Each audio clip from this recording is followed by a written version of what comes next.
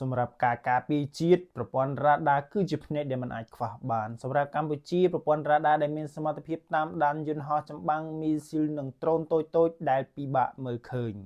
ខាងក្រោមនេះគឺជាប្រព័ន្ធរ៉ាដាដែលស័ក្តិសមបំផុត1ប្រព័ន្ធរ៉ាដារបស់សហរដ្ឋអាមេរិកប្រសិនបើទំនាក់ទំនងរវាងកម្ពុជានិងសហរដ្ឋអាមេរិកផ្នែកយោធាកាន់តែល្អប្រសើរ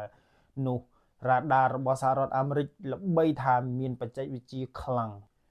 ANMPQ 64 Sentinel ជារ៉ាដាខ្នាតតូចដែលកម្ពុជាធ្លាប់ចាប់អារម្មណ៍វាអាចរកឃើញដ្រូននិងយន្តហោះសត្រូវដែលហោះទាបៗបានយ៉ាងសុក្រិតហើយអាចភ្ជាប់ជាមួយនឹងមីស៊ីលការពារអាកាសបានយ៉ាងរហ័ស2ប្រព័ន្ធរ៉ាដារបស់បារាំងនិងអឺរ៉ុប Ground Master 200គឺជាប្រព័ន្ធរ៉ាដា All in One ដែលអាចចល័តបានលឿនវាអាចតាមដានគោលដៅបានចាប់ពីយន្តហោះរហូតដល់គ្រាប់កាំភ្លើងធំដែលសត្រូវបាញ់មក3ប្រព័ន្ធរ៉ាដារបស់ចិនដោយសារតែកម្ពុជាប្រើប្រាស់ប្រព័ន្ធការពារអាកាសនិងយន្តហោះច្រើនពីចិន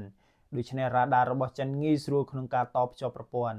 YLC-8B គឺជាប្រព័ន្ធរ៉ាដាដែលអាចរកឃើញយន្តហោះបំបាំងកាយនិងគោលដៅពីចម្ងាយរហូតដល់350គីឡូទៅដល់500គីឡូម៉ែត្រវាស័ក្តិសមសម្រាប់ការពារអាកាសទូទាំងប្រទេសSLC-7 ជារ៉ាដាពហុតួនាទីដែលអាចតាមដានគោលដៅបានច្រើនក្នុងពេលតែមួយរួមទាំងមីស៊ីលប៉ាឡីស្ទិកផងដែរ DWL-002 រ៉ាដានេះមិនបញ្ចេញរលកសញ្ញាខ្លួនឯងទេដែលធ្វើឲ្យសត្រូវពិបាកនឹងរកឃើញនិងកំទេចវាវិញ